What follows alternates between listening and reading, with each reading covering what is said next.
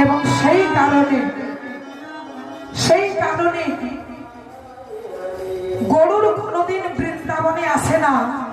সৌভরী মুনি অভিশাপ দিয়েছিল ওই কারণে, ফের যদি তুই কোনোদিন এই বৃন্দাবনে আসিস তাহলে তুই পুড়ে মারা যাবি।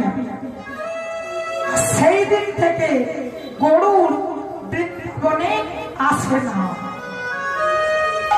সেই দিন থেকে গরুর পাখি বৃন্দাবনে আর আসে না। তাই মাগো, আজকে দেখুন, কাঁদিও না। সেই কারণে বৃন্দাবনে এতদিন লুকিয়েছিল।